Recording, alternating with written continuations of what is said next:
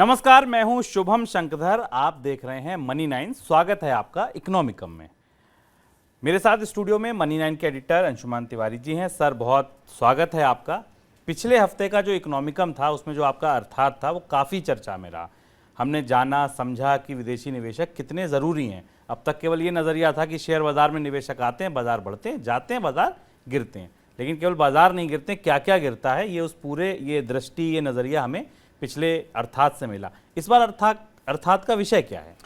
इस बार अर्थात का विषय हम वापस तेल और ऊर्जा की तरफ चलते हैं और काफ़ी विवादित और कंट्रोवर्सी जो हमारे आसपास चल रही है उसमें बात करेंगे और हमें समझने की कोशिश करेंगे कि कैसे अचानक दुनिया में अनिश्चितताएं आती हैं और एक पूरा का पूरा परिदृश्य जो बिल्कुल गुजर चुका होता है, जिसे हम पीछे छोड़ चुके होते हैं, हम वापस उसी दुनिया की तरफ लौट जाते हैं।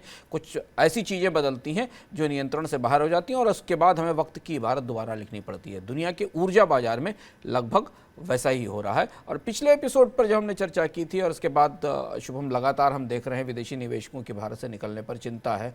वित्त मंत्री इस बात को रेखांकित कर रही हैं और ये कहा जा रहा है कि भारत के अपने भारत देशी निवेशक बाजार को कुशन दे रहे हैं। पर हमने पिछली बार भी कहा था कि देशी निवेशक बाजार को गिरने से रोक सकते हैं, टूटने से रोक सकते हैं, पर उसे दौड़ा नहीं पाएंगे। उसमें बुल रन क्रिएट करने के लिए आपको विदेशी पूंजी की जरूरत पड़ेगी। बिल्कुल, जब एफआईआईज आएंगे तभी बाजार कुलांचे भरेगा। इस बार अर्थात में चर्चा होगी ऊर्जा के बदलते परिदृश्य की। अंशुमान जी ने बताया, बात होगी लौटते हुए सुल्तानों की। जी हाँ, ऐसे सुल्तान जो जा चुके थे इस बाजार से, वो फिर वापस आएंगे। ऊर्जा बाजार के बदलते गणित पर भी हम बात करेंगे। बात होगी आपके सवाल जवाबों की। सवाल आपके आए हैं, उस पर अंशुमान जी जवाब देंगे। किस्सों के सिक्के की कहानी बताएंगे और आपकी इनकम से जुड़ा एक नुस्खा, एक पर्चा आपको देके जाएंगे जो मौजूदा बदलते परिदृश्य में, ब्याज दरों के परिदृश्य में आपके लिए काफ़ी कामयाब होगा, काफ़ी कारगर होगा। लेकिन अपनी बात अंशुमान जी अर्थात में इस बार एक फिल्म की कहानी से शुरू कर रहे हैं बात, क्योंकि उनका कहने का तरीका ही ये है कि आपको कठिन से कठिन बात आसानी से समझ आ जाए। सर, कौन सी फिल्म है और क्या कहानी है इसकी? शुभम, आज के अर्थात का शीर्षक हमने चर्चा में रखा कि जो सन की सुल्तान है उनकी वापसी हो रही है। वो कौन से सुल्तान है, उनकी कैसे वापसी हो रही है और ये पूरा घटनाक्रम हमारे आसपास के मौजूदा घटनाक्रम से भारत में जुड़ता है, जिसमें कि भारत के में एक राजनीतिक दल के प्रवक्ताओं पर के बयानों पर हमने अरब देशों की प्रतिक्रिया देखी। आप उसके राजनीतिक संदर्भ समझ रहे हैं, उसके धार्मिक संदर्भ समझ रहे हैं, पर उसके आर्थिक संदर्भ समझना हमारे लिए ज़रूरी है और इसलिए वो उस संदर्भ से भी ये चर्चा महत्वपूर्ण है। पर इससे ज़्यादा बड़ी चर्चा और ज़्यादा महत्वपूर्ण वो शिफ्ट है जो हमें दिखाई दे रहा है। आमतौर पर शुभम, हम लोग फिल्में देखने में या बाकी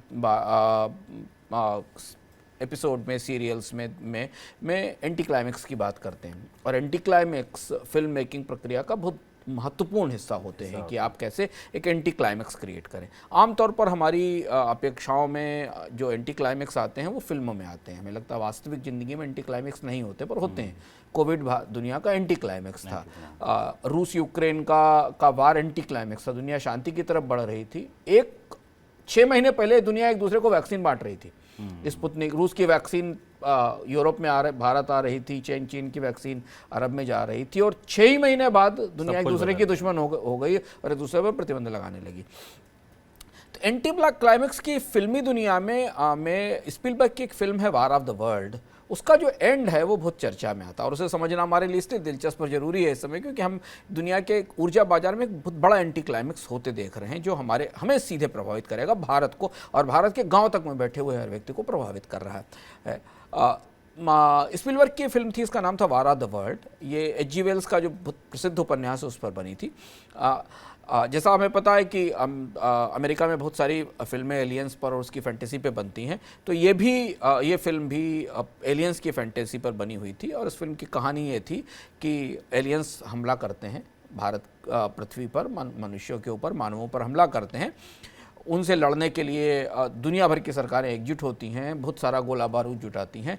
दर्शक बिल्कुल दम साध कर कुर्सी के एज पर बैठकर लास्ट सीन देखने की तैयारी कर रहे होते हैं कि अब वार शुरू हो रहा है, एलियंस हमला करेंगे और जो दुनिया के सबसे बेस्ट हथियार हैं वो इनके खिलाफ चलाए जाएंगे और बिल्कुल परग्रही प्राणी अपनी तैयारी के साथ आए। लेकिन अचानक एलियंस मरने लगते हैं युद्ध मैदान में पहुंचते पहुंचते एलियंस मरने लगते हैं। और वार ऑफ द वर्ल्ड के समापन में ना कोई गोली चलती है, ना कोई युद्ध होता, और वो एलियंस की मौत शुरू हो जाती है। उसकी वजह यह है कि एलियंस जब भारत पर आते हैं तो धरती पर आते हैं तो धरती का एक बैक्टीरिया उनको प्रभावित करता है। पृथ्वी के एनवायरनमेंट में बैक्टीरिया के आदि नहीं है। एलियन जिस ग्रह से वो आते हैं उस एनवायरनमेंट में बैक्टीरिया नहीं है, और ये बैक्टीरिया उनको मार देता है। यानी पृथ्वी के वासी बगैर जंग लड़े एलियंस को खत्म कर देते हैं। ये एंटी क्लाइमेक्स फिल्मों के इतिहास में या फिल्मों की दुनिया में एंटी क्लाइमेक्स पर बहुत कुछ लिखा गया, बनाया गया, पर वार ऑफ द वर्ल्ड का एंटी क्लाइमेक्स सबसे रोचक और रोमांचक माना जाता है कि कैसे स्पीलबर्ग ने एक फिल्म को इस ऊंचाई तक ले जाने के बाद बगैर युद्ध लड़े हुए उसे समाप्त कर दिया। और अब अगर आप ऊर्जा के बाजार में चलें, दुनिया के तेल और गैस बाजार में चलें, तो आपको exactly war of the world जैसा एंटी क्लाइमेक्स होता दिखाई दे रहा है यहाँ। सर, फिल्म जैसा एंटी क्लाइमेक्स आप ऊर्जा बाजार में किस तरह देख रहे हैं? शुभ 2020 के बीच का टाइम था, वो अप्रैल और मई का था। सऊदी अरब की सड़कों के ऊपर इलेक्ट्रिक वाहन दौड़ने लगे थे। जो दुनिया के सबसे बड़े तेल उत्पादक देशों में है, मुखिया है ओपेक का। और केवल इलेक्ट्रिक व्हीकल ही नहीं दौड़ रहे थे, सऊदी अरब के शहरों में चार्जिंग स्टेशन लगने लगे थे। फ्रांस की कंपनी है श्नाइडर, जो दुनिया में इलेक्ट्रिक मैनेजमेंट सिस्टम बनाती है और चार्जिंग स्टेशन लगाती है। उसने सऊदी कंपनी ग्रीनर के साथ एक एग्रीमेंट किया था, और 2020 से 2021 के बीच सऊदी शहरों में इलेक्ट्रिक वाहनों का चार्जिंग नेटवर्क बनाया जाने लगा था। तेल की कीमतों में बहुत तेज गिरावट थी, कोविड के कारण, और उससे पहले से भी गिरावट थी। सऊदी अरब की अर्थव्यवस्था इतने भयानक संकट में थी कि वहाँ बेकारी की दर दहाई के अंकों में पहुंच चुकी थी। सऊदी अरब की सल्तनत ने एक नई ऊर्जा नीति घोषित की थी। 2030 तक सऊदी अरब, जो दुनिया का सबसे बड़ा तेल सप्लायर है, वो अपनी ऊर्जा पॉलिसी बदलने जा रहा था, ट्रांसमिशन करने जा रहा था। और उसी समय 2020 में सऊदी अरब ने इलेक्ट्रिक व्हीकल और इलेक्ट्रिक चार्जिंग स्टेशंस के इंपोर्ट की इजाज़त दे दी थी अपने यहाँ। ये फरवरी 2020 में 22 आते आते सब कुछ बदल गया। ये बात सिर्फ एक साल पहले की है, बल्कि एक साल पहले से भी कुछ कम समय की, फरवरी 2022 तक आते आते सब कुछ बदल गया। जैसे ही यूक्रेन पर रूस ने बमबारी शुरू की, पूरा का पूरा यूरोप मिडिल ईस्ट के कदमों में आकर बैठ गया। एकदम पूरा का पूरा यूरोप मूव किया रशिया से और मध्य पूर्व के कदमों में आकर बैठ गया। मार्च का शुरुआती हफ्ता था जब फ्रांस, जर्मनी, बेल्जियम, इटली के एम्बेसडर्स और दूतावास कतर, दोहा और जेद्दा की राजधानियों में मीटिंग मांगने लगे थे और जाने लगे थे। सबको ये पता था यूरोप में कि रूस से तेल और गैस की आपूर्ति बंद की जानी है, पुतिन से के साथ ये लड़ाई लंबी चलेगी, और रूस पेट्रोल डीजल के लिए और ईंधन के लिए पुतिन जैसे मर्क्यूरियल नेता पर एक सीमा से अधिक निर्भर नहीं रह सकता। अब ऐसी स्थिति में सहारा केवल मिडिल ईस्ट था, क्योंकि मध्य पूर्व से ही उतना तेल और उतनी गैस आ सकती है जिससे कि यूरोप की जो एनर्जी गजलिंग इकोनॉमी है उसकी मदद की जा सके। हुआ ये, मई 2022 में जर्मनी ने अपनी तमाम पेशबंदी के बाद, कूटनीतिक पेशबंदी के बाद, कतर को नेचुरल गैस की आपूर्ति के लिए तैयार कर लिया, और कतर और जर्मनी के बीच में एक समझौता हुआ। ये बात मई की है जब युद्ध चल रहा था, जिसमें कि long term Qatar gas supply Qatar के से जर्मनी को जाएगी। जो चर्चा थी बाजारों में, जो हमारी बात हुई लोगों से, कि कतर ने, जर्मनी यूरोप की महाशक्ति है, और कतर ने इतनी सख्त शर्तें रखी इस बार जर्मनी के सामने तेल गैस की सप्लाई के लिए, क्योंकि कतर और जर्मनी के बीच ऊर्जा की खरीदारी पर और सप्लाई पर इससे पहले भी बातचीत होती रही है, लेकिन चूंकि जर्मनी के बैक पर रशिया की गैस थी, उपलब्ध थी, तो कतर की मांगों को या कतर की शर्तों को नज़रअंदाज किया जर्मनी ने। लेकिन अब जब ये कतर की गैस आएगी और कतर की शर्तों पर आएगी, तो कतर से आने वाली गैस के लिए नॉर्दर्न जर्मनी में टर्मिनल बनाए जा रहे हैं और उसे उतारा जा रहा है, और कतर ने LNG के जरिए, समुद्री टैंकर्स के जरिए यूरोप को अपनी सप्लाई शुरू करने की तैयारी शुरू कर दी है। अब देखिए क्या नाटकीय मोड़ है पूरी ऊर्जा की कहानी में। एक साल पहले जो मिडिल ईस्ट यूरोप से alternate energy, renewable energy, new energy की तकनीकें इंपोर्ट कर रहा था, बड़ा निवेश संभव था यूरोप की अल्टरनेट एनर्जी कंपनीज के कारण, क्योंकि अरब देश कार्बन एमिशन के मामले में दुनिया में सबसे आगे हैं, क्योंकि उनकी ऊर्जा, उनकी बिजली सब कुछ तेल से आती है। तो उन्हें अपने ज़ीरो एमिशन में लाना था, दुनिया के पर्यावरण की चिंताएं थी। तो अरब देश जिनके पास तेल ज़मीन के भीतर भरा पड़ा है, वो अपनी तकनीकों के आयात के लिए जब यूरोप पे निर्भर थे, तब बिल्कुल उसका उल्टा हुआ। वह स्थिति ये थी कि ओपेक देशों ने नई ऊर्जा के क्षेत्रों में निवेश तक बंद कर दिया था। और आज ओपेक को जब उत्पादन बढ़ाना पड़ रहा है, तो उसे ये समझ में आ रहा है कि 2017-18 से लेकर 2022 तक हमें तो लग रहा था कि तेल का युग खत्म हो गया, और इसलिए उन्होंने नई क्षमताओं में निवेश नहीं किया, बल्कि वो अल्टरनेट एनर्जी के सोर्सेज में और वहाँ के लिए फंड जुटाने लगे। और उसी ओपेक से यूरोप अब संकट मोचन की प्रार्थना कर रहा है। ये कोशिश कर रहा है, ये प्रार्थना चल रही कि मध्य पूर्व उनका संकट मोचक बन जाए, और इसकी बड़ी कोशिश अमेरिका की तरफ से और यूरोप की तरफ से चल रही है। तो ये तो वाकई सर बड़ा नाटकीय मोड़ है, क्या से क्या हो गया जैसी स्थिति है। क्या माना जाए कि अब पूरी बाजी जो है पलट गई ऊर्जा बाजार की? बिल्कुल शुभम, फिलहाल कम से कम पुतिन के इस पूरे रोमांच से और आक्रामकता से ऊर्जा बाजार की पूरी बाजी पलट गई। और इसीलिए ओपेक देशों के जो तेवर हैं, जो उनकी गुर्राहट है दुनिया के लिए, वो नई नहीं है, अनजान नहीं है। दुनिया ने ओपेक पे उत्पादन बढ़ाने का दबाव बनाया। दबाव पिछले साल से बना हुआ है। ओपेक देश अपने कार्यक्रम से थोड़ा सा आगे बढ़ने को तैयार हुए। उन्होंने 50% उत्पादन में बढ़ोतरी कर दी, लेकिन उसके बाद सऊदी अरब ने तेल की कीमतें बढ़ा दी और तेल की कीमत $120 पे पहुंचा दी। अब दुनिया के बहुत सारे लोग सोच रहे हैं इससे ना उत्पादन बढ़ाते तो अच्छा था, कम से कम 110 पे 90 तक तेल तो मिल रहा था, अब तो 120 हो गया। आकलन 150 तक के हमारे पास उपलब्ध है। ट्राइफेगुरा जैसी एजेंसियों ने 150 तक के आकलन की बात कही है। अब अरब देश उस स्थिति में पहुंच गए जहां वो अपने ग्राहकों को आंख दिखाने की कुव्वत रखते हैं, क्योंकि अब उनके तेल के लिए बाजार में प्रतिस्पर्धा बढ़ गई। और इन ग्राहकों में अब केवल चीन और भारत जैसी तीसरी दुनिया के देश नहीं, बल्कि बेहद अमीर यूरोप भी है जो आमतौर पर मध्य पूर्व से तेल की खरीदारी में कोई बड़ा रिश्ता रखने की स्थिति में नहीं था। मतलब कोविड से पहले स्थिति ये थी कि ऊर्जा बाजार की पूरी इकोनॉमिक्स बदल चुकी थी। अरब देश ग्लोबल कूटनीति के हाशिए पर खिसक गए थे, उन्हें साइडलाइंस में रख दिया गया था।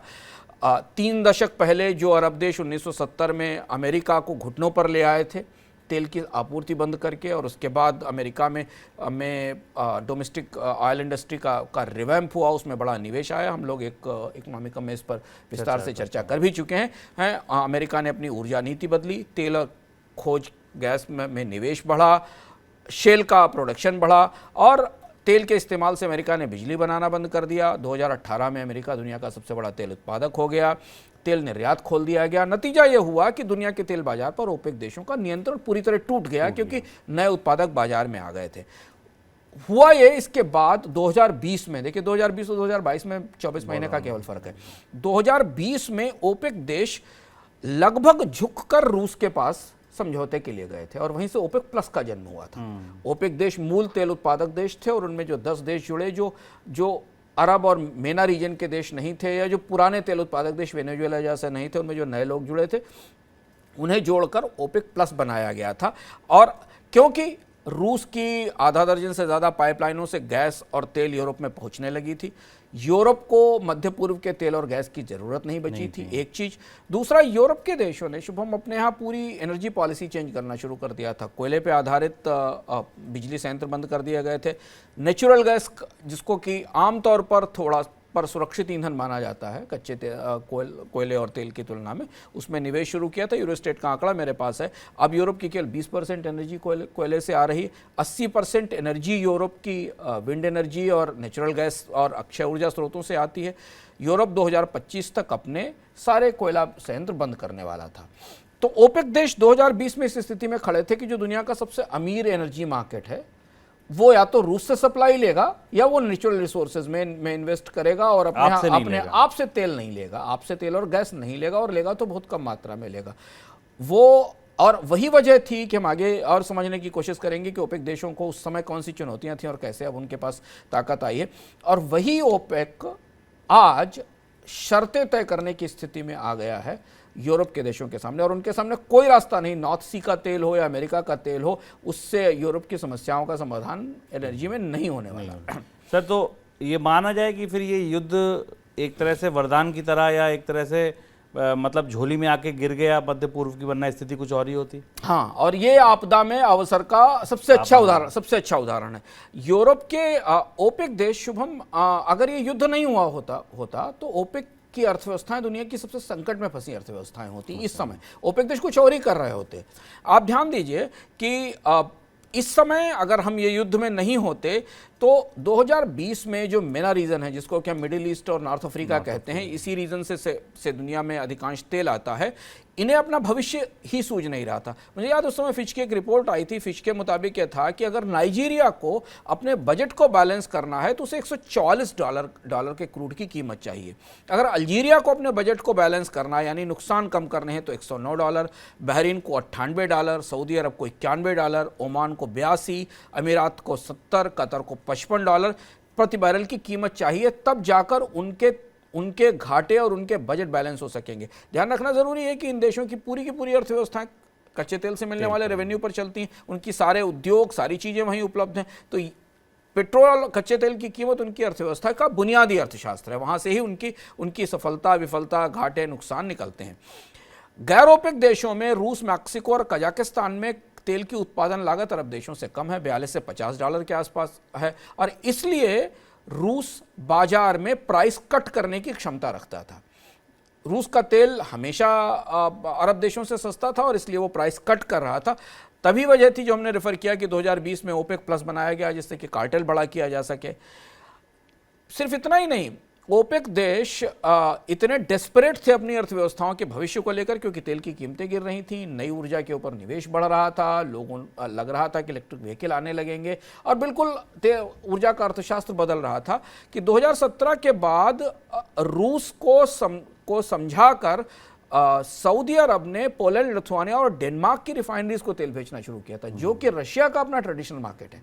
इन बाजारों में रशिया का पुराना क्रूड जाता है, और आप सोचिए उस मार्केट में सऊदी अरब किस कीमत पर कंपटीशन कर रहा था, क्योंकि रूस का तेल सस्ता भी है, ज्योग्राफिकली भी अच्छा, और तेल के बाजार में कहा जाता है कि एक शिप जितना अधिक ट्रैवल करता है, तेल उतना ही महंगा होता जाता है। उसके बाद भी सऊदी अरब ने यूरोप के इन देशों में अपने तेल की आपूर्ति शुरू की थी।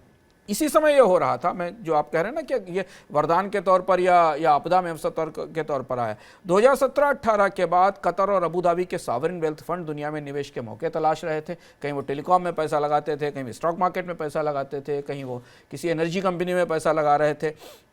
यही मौका था जब सऊदी अरामको ने रिलायंस के साथ डील की थी और भारत के तेल क्षेत्र में निवेश शुरू किया था, और खासतौर से रिफाइनिंग में निवेश किया था। यही वो मौका था जब सऊदी अरब की तेल उत्पादक कंपनियां रिफाइनिंग इक्विटी लेने की कोशिश में थी कि दुनिया के रिफाइनर्स के साथ उनके लंबे समय के आपूर्ति के करार हो जाएं, जिससे उनको 10 साल, 12 साल, 15 साल के लिए तेल की आपूर्ति की गारंटी मिल जाए, जिसके आधार पर अपने भविष्य की अर्थव्यवस्थाओं का आकलन कर सकें।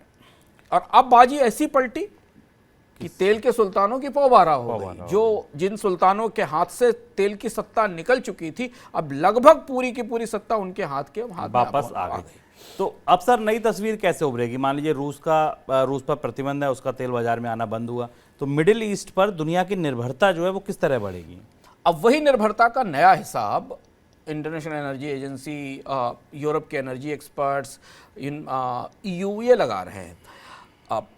रूस का करीब 11 मिलियन बैरल पर डे के आसपास का उत्पादन था युद्ध शुरू होने से पहले। दुनिया के उत्पादन में रूस का हिस्सा करीब 11% है।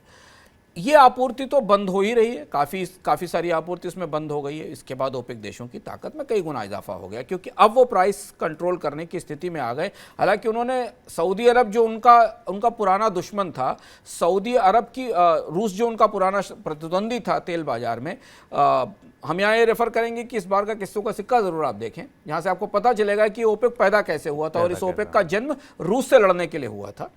जिस रूस की प्रतिद्वंदिता के कारण ओपेक आया था, और वो कैसे बना था उसकी एक दिलचस्प कहानी है। वो रूस बाद में ओपेक देशों के साथ आकर कार्टेल का हिस्सा बन गया, क्योंकि दोनों को लगने लगा कि तेल की कीमतें एक सीमा से नीचे नहीं जानी चाहिए। अब जहां परिस्थिति है वहां रूस जो उनका प्रतिद्वंदी वो बाजार से बाहर निकल रहा है। इससे और अच्छी बात क्या हो सकती कि एक तो अंतर्राष्ट्रीय बाजार में कच्चे तेल की मांग बढ़ रही, दूसरा जिसे रोकने के लिए पहले उन्होंने ओपेक बनाया, पर जिसे संभालने के लिए उन्होंने उसे ओपेक कार्टेल का हिस्सा बनाया, उसका तेल बाजार से बाहर जा रहा है। अब ये जो भूगोल है, मेना का भूगोल, जिसको हम मिडिल ईस्ट और नॉर्थ अफ्रीका की ज्योग्राफी कहते हैं, ये दुनिया की कुल ग्लोबल मांग का 40 से 50% के आसपास तेल और 18% गैस देता है। 65% के आसपास तेल और 45% गैस के रिजर्व इसी एरिया में मौजूद है, यानी अधिकांश भविष्य की सप्लाईज भी यहीं से आनी है। खाड़ी देश इस मामले में ईंधन के सुल्तान है, और अगर ग्लोबल जियोलॉजिकल सर्वेस को माने तो 50 से 50% तेल और 30% गैस के रिजर्व अभी एक्सप्लोर नहीं किए गए हैं। अभी जो रिजर्व हैं वो आइडेंटिफाइड या पहचाने गए रिसोर्स हैं। एक बड़ा बदलाव ये हुआ कि एशिया की दो बड़ी अर्थव्यवस्थाएं जो जापान और चीन से अपनी ज़रूरत का एक ठीक ठाक हिस्सा तेल का आयात करती थी, तो अगर आप दुनिया की बड़ी अर्थव्यवस्थाओं की अरब पर निर्भरता देखें तो चीन और भारत की निर्भरता मध्य पूर्व पर बहुत ज़्यादा थी। इनकी तुलना में जापान और बाकी देशों की, अमेरिका ने अपने यहाँ तेल ढूंढना शुरू कर दिया था। अमेरिका 2018 तक तेल उत्पादन में आत्मनिर्भर हो गया था, और यूरोप के लिए की निर्भरता रूस पर थी। जापान अपनी मांग का 4% और चीन के आयात का करीब 16% तेल रूस से आता था। अब ये आपूर्ति कहाँ से आएगी? अब ये सप्लाई मिडिल ईस्ट से आएगी, यानी ये करीब 20% का जो बाजार रशिया के जरिए आ रहा था, ये पूरा बाजार शिफ्ट होकर मिडिल ईस्ट के पास आएगा। इसीलिए हम देख रहे हैं कि चाइना बहुत तेजी से जो भी तेल उपलब्ध है, जब तक कि पूरी तरह रूस का तेल बाजार में आना ना बंद हो जाए, जितना तेल कलेक्ट किया जा सकता है सस्ती कीमत पर, वो कलेक्ट कर रहा है। यूरोप की चुनौती है कि यूरोप को तेल से ज़्यादा गैस चाहिए, क्योंकि गैस उनके पावर प्रोडक्शन के लिए, गर्मियों में सर्दियों में हीटिंग के लिए, इन सब के लिए ज़रूरी है। कोयले की तरफ वापस जाना इतना आसान नहीं है, क्योंकि इन्वायरमेंट के कंसर्न है, और दूसरा ये कि यूरोप में जो कोयला आधारित थर्मल पावर प्लांट्स हैं उनकी टेक्नोलॉजी पुरानी पड़ चुकी है और नया निवेश उसमें नहीं हुआ है।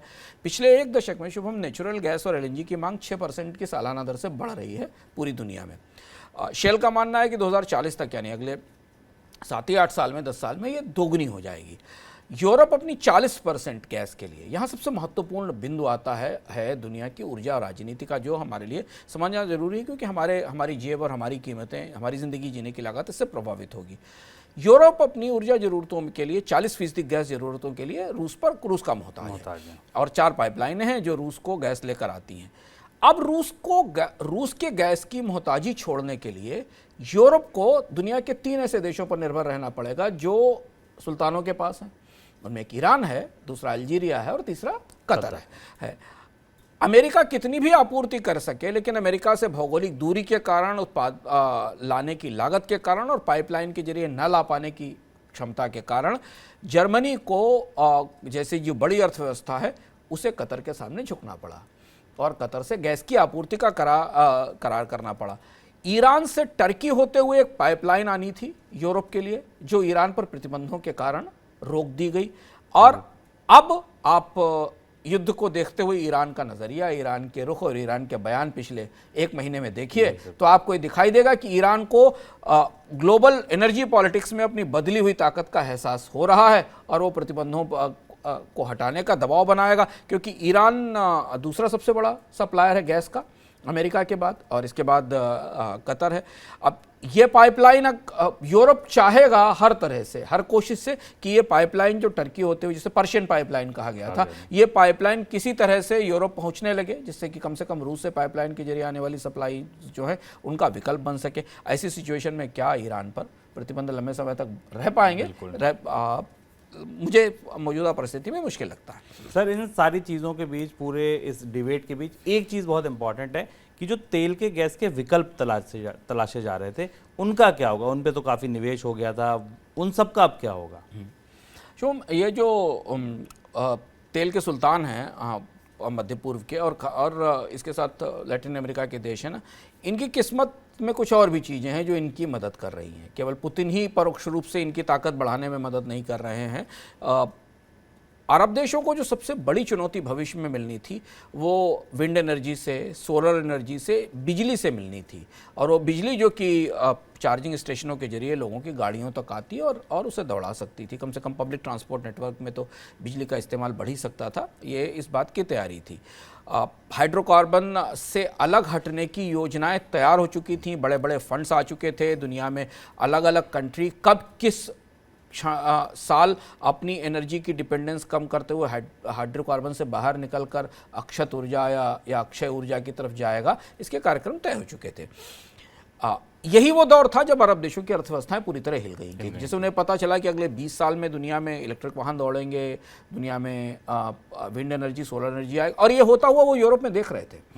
यूरोप और अमेरिका, जिनके यहाँ बिजली का उत्पादन तेल से होता था, उन्होंने बिल्कुल तेल से अपने को बाहर निकाल लिया था, नेचुरल गैस उसकी जगह आ गई थी।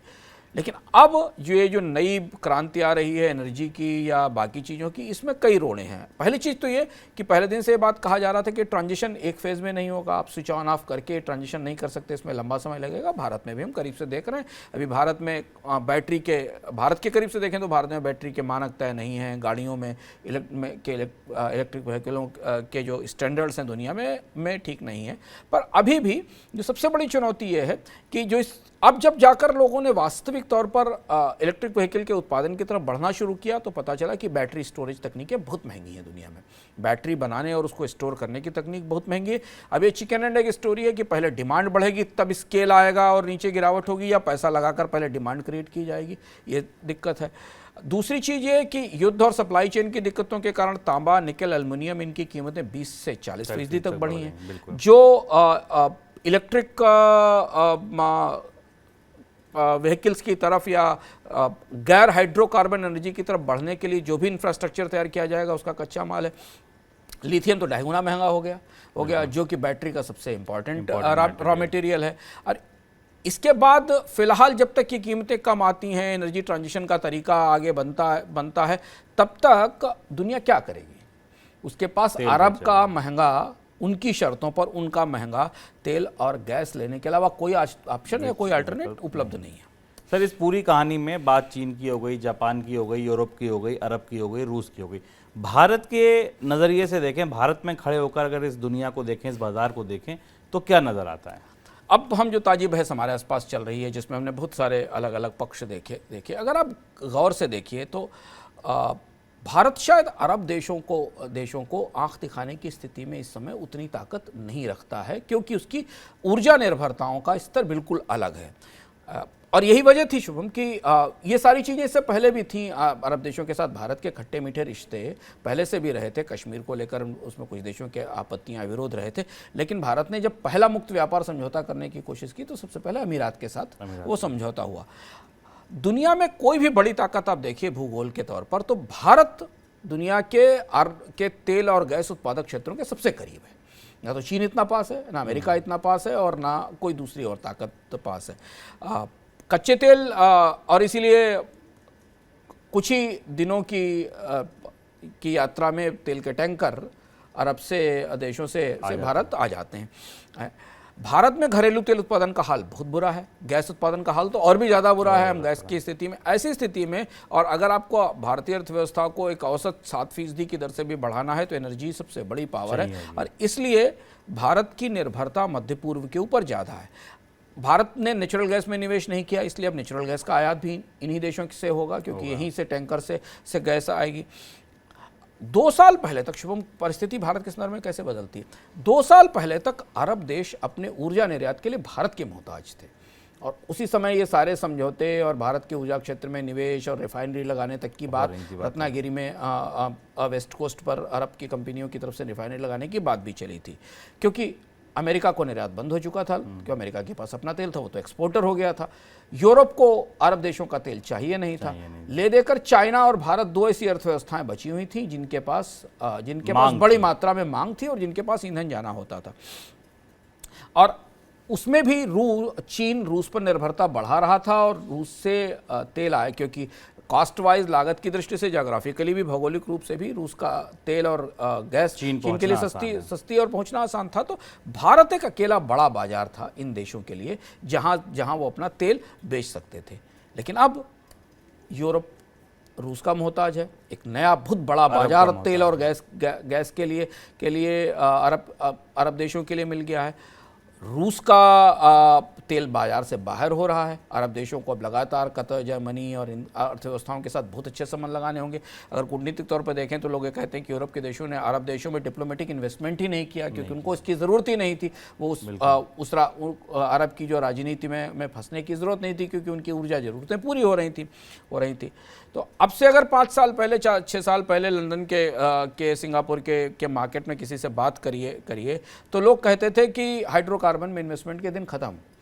कोई भी बैंकर तेल फील्ड्स में, ऑयल फील्ड्स में ऑयल रिग्स में पैसा लगाने को तैयार नहीं था। यहाँ तक कि शुभम दुनिया की बड़ी कंपनियों ने नए निवेश बंद कर दिए थे ऑयल की खोज में और बाकी जगह, क्योंकि उनको लगता था कि जितनी डिमांड है, इतनी डिमांड के लायक प्रोडक्शन कैपेसिटीज़ दुनिया में मौजूद हैं। रिफाइनरीज बनना कम हो गई थी। ये सारी चीज़ें हमने इसके दौर में देखी थी। तब बैंकर कहते थे कि न्यू एनर्जी में सबसे ज़्यादा कमाई है, और इसी वक्त ये था कि ओपेक देशों को नए निवेशक और नए बैंकर नहीं मिल रहे थे जो उनकी अर्थव्यवस्थाओं में तेल उत्पादन क्षमताओं को आधुनिक करने में बढ़ाने में मदद कर सकें। यहाँ तक कि तेल के कुएं खोजने का काम भी धीमा पड़ गया था।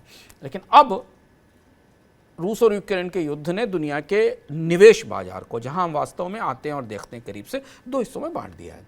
एक, अब अगर दुनिया एनर्जी में निवेश के लिए $100 निकालेगी हर साल या हर महीने खर्च करने के लिए, तो उसमें से $50 या $60 का हिस्सा पुराने तेल क्षेत्रों की तरफ जाएगा। यानी मध्य पूर्व, उत्तर अफ्रीका, नॉर्थ अफ्रीका, वेनेजुएला, उन पुरानी तेल अर्थव्यवस्थाओं की तरफ जाएगा। वहाँ नई कैपेसिटीज़ क्रिएट की जाएंगी। जब नेचुरल गैस इसमें सबसे महत्वपूर्ण है, जहाँ नए निवेश होंगे, टर्मिनल बनाने में, पाइपलाइंस में बनाने में होंगे। और बचा हुआ हिस्सा long term future new energy sources में इन्वेस्ट होगा। ये सिचुएशन दुनिया के ऑयल प्राइसेस की फिनांसिंग की, ऑयल के बिजनेस की, एनर्जी के बिजनेस की फिनांसिंग की मिल रही है। अब आप ये देखिए कि अब अपने सस्ते तेल के साथ रूस, जो अरब देशों का सबसे बड़ी चुनौती था बाजार में, जिसे हम किस्सों के सिक्के में आपको बताएंगे भी, पुतिन ने न सिर्फ अपनी ही अर्थव्यवस्था को तबाह कर लिया इस युद्ध के बाद, बल्कि पूरी दुनिया को अपनी ऊर्जा जरूरतों के लिए दुनिया के सबसे नॉन डेमोक्रेटिक देशों के सामने फेंक दिया। दुनिया के जो सबसे अलोकतांत्रिक देश हैं, जहां लोकतंत्र का कोई बहुत ज़्यादा स्थान नहीं है, उन देशों के हाथ में दुनिया की ऊर्जा सुरक्षा को सौंप दिया। और यही वो समूह है जो भारत को आंखें दिखाकर जवाब मांग रहा है या दबाव बना रहा है। और ये वो बिसात है जो बदली, और ये है वो एंटी क्लाइमेक्स जिसका जिक्र मैंने शुरुआत में किया था। बिल्कुल, ये ऊर्जा बाजार का पूरा एंटी क्लाइमेक्स है कि किस चीज़ की तैयारी हो रही थी, कहाँ जा रहे थे और क्या करने लगे। ये पूरा एंटी क्लाइमेक्स जो अंशुमान जी ने एक फिल्म से शुरू किया और पूरे ऊर्जा बाजार में हमको बता दिया। सर, अब बारी सवाल जवाबों की। विष्णु जी का एक सवाल आया, वो ये कह रहे हैं कि चीन बिना ब्याज दरें बढ़ाए महंगाई काबू कर रहा है, भारत में क्या ऐसा नहीं हो सकता? चीन और भारत की बुनियादी व्यवस्था में फ़र्क शुभम ये है कि चीन सरप्लस प्रोड्यूसर है। तो चीन में बहुत सारी ऐसी चीज़ों की महंगाई जिसको वो काबू नहीं कर पाएंगे पेट्रोल डीजल की कीमतों में, उसकी वो सब्सिडी ले रहे हैं। सप्लाई चेन का वो खुद ही मास्टर है, तो सप्लाई चेन के जो शॉर्टफॉल हैं वो हमें दिखाई पड़ रहे हैं, मिल रहे हैं, पर चीन में पुर्जों की और बाकी चीज़ों की कमी नहीं है। और तीसरी इंपॉर्टेंट चीज़ ये है कि चीन की फूड इकॉनमी पिछले 20 सालों में काफ़ी बड़ी हो चुकी है। चाइना के पास फूड ग्रेन के बड़े रिजर्व हैं।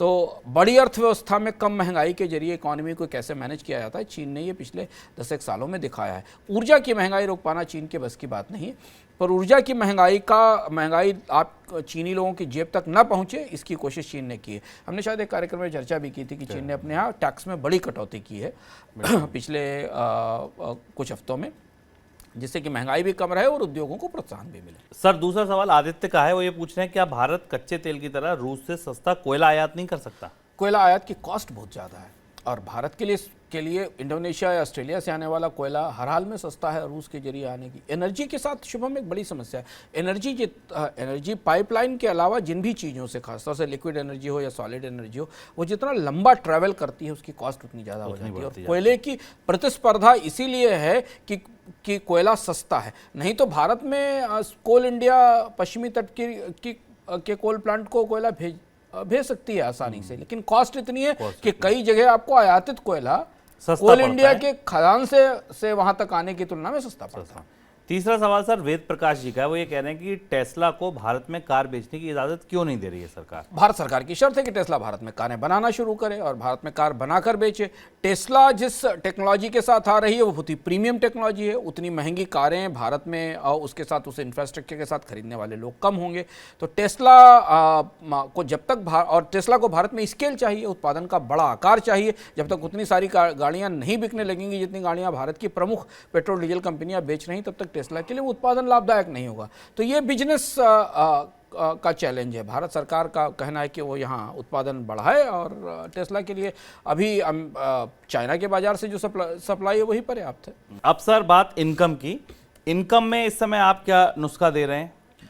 शुभम, इनकम की दृष्टि से ये समय सबसे उलझन भरा है, क्योंकि जितना भी इन्वायरमेंट है ना हमारे निवेश पर रिटर्न का, वो बहुत ही अस्थिर और वॉलेटाइल है। स्टॉक मार्केट में कोई स्टैंडर्ड ट्रेजेक्टरी नहीं दिख रही है मार्केट के बढ़ने की, गिरावट की। मार्केट हमेशा काफ़ी समय से साइडवेज मूव कर रहा है। दूसरी चीज़ है कि इंटरेस्ट रेट का जो फिक्स्ड इनकम का जो पूरा परिदृश्य है वो भी बहुत तेज़ी से उलटफेर हो रहा है। तो अगर आप एक सामान्य निवेशक हैं, आप जानना चाहते हैं, अगर आप शेयर बाजार से अलग देखना चाहते हैं, तो दो तीन महत्वपूर्ण चीज़ें समझना जरूरी है कि अब आपके पास शॉर्ट टर्म और मीडियम टर्म निवेश की अलग अलग रणनीतियाँ होनी चाहिए। नंबर एक, अगर आप फिक्स्ड इनकम इन्वेस्टर हैं और आप लॉन्ग टर्म इन्वेस्टमेंट करना चाहते हैं, तो आज भी आपका पीएफ आपके लिए सबसे अच्छा है, क्योंकि इन्फ्लेशन को फिलहाल तो 0.5% से बीट कर रहा है सरकारी आंकड़ों के हिसाब से। लेकिन वहाँ एक दुविधा है कि आपको लंबा लॉक इन रखना पड़ेगा, पैसे का तत्काल आप इस्तेमाल नहीं कर सकते। लेकिन हाँ, अगर आप मीडियम टर्म इन्वेस्टर हैं तो कृपया 5 साल की एफडी में ना फंसें। कोशिश से करें कि आप बैंकों में 1 साल की 6 महीने की एफडी कराएं, उसे बदलते रहें, क्योंकि ब्याज दरों में बढ़ोतरी का क्रम चल रहा है और जैसे जैसे बैंकों में एफडी पर ब्याज दरें बढ़ेंगी उसके जरिए आपका फ़ायदा भी बढ़ते रहना चाहिए। और इसलिए आप अपनी एफडी की रणनीति को काफ़ी फ्लेक्सिबल रखें। रिजर्व बैंक गवर्नर ने भी इस बात का संकेत दिया है अभी मॉनेटरी पॉलिसी समीक्षा के बाद कि बैंकों को अपने यहाँ एफडी पर ब्याज दरों में बढ़ोतरी करनी चाहिए। तो अगर आप short term investor, medium term investor हैं, तो आप पैसा लगा सकते हैं। आप एफडी को लंबे समय के लिए मत रखिए, छोटे समय के लिए रखिए। और इसके अलावा तीसरा जो विकल्प आपके पास इन्फ्लेशन से जूझने का है, वो सरकार के बॉन्ड हैं, जिनमें आप रिटेल डायरेक्ट के जरिए निवेश कर सकते हैं। बिल्कुल, सबसे सही सलाह ये है कि भाई एफडी अगर आपको लगता है जोखिम नहीं लेना और एफडी आपके लिए अच्छा विकल्प है, तो एफडी कराइए, लेकिन बहुत छोटे समय की कराइए, क्योंकि ब्याज दरें जैसे जैसे बढ़ेंगी बैंक अपने रेट रिवाइज करेंगे और आपको आगे आने वाले दिनों में जमा पर ठीक ठाक ब्याज मिल सकता है। सर चलते चलते किस्सों के सिक्के से और पर्दा हटा दीजिए। किस्सों के सिक्के से हमने पर्दा हटा दिए, बीच में संकेत दिया था। और आज का इकोनॉमिका में अर्थात अगर आप उसके ऐतिहासिक संदर्भ में समझना चाहते हैं तो किस्सों के सिक्के ज़रूर देखिए। वो ओपेक जिसके पास इतनी ताकत है वो कहाँ से निकला, कैसे 2 तेल मंत्रियों ने और एक पत्रकार ने मिलकर दुनिया में सबसे बड़ा तेल कार्टेल खड़ा कर दिया। और वो तेल कार्टेल क्यों खड़ा किया गया, कौन सी बड़ी कंपनियां थी जिन्हें खत्म करने के लिए लाया गया, क्या राजनीतिक भूमिका थी उसमें, ये पूरी किस्से कहानी जो वेनेजुएला से शुरू होती है और बगदाद में आकर ख़त्म होती है कायरो होते हुए, इस पूरी कहानी को आप जानेंगे किस्सों के सिक्के में। बिल्कुल, वर्तमान समझा इकोनॉमिकम में और इतिहास समझेंगे किस्सों के सिक्के में। ये थी हमारी आज की पेशकश इकोनॉमिकम। आपसे अगले संस्करण में फिर अगले रविवार को मिलूंगा। कल आपसे मुलाकात होगी मनी सेंट्रल में। सर आपका भी बहुत शुक्रिया शो में जुड़ने के लिए। आप सब लोगों का भी बहुत सारा शुक्रिया। सुझाव भेजिए, सवाल भेजिए, जो भी आपके सुझाव सवाल होंगे हम अपने कार्यक्रम में जरूर शामिल करेंगे। फिलहाल दीजिए इजाज़त, नमस्कार।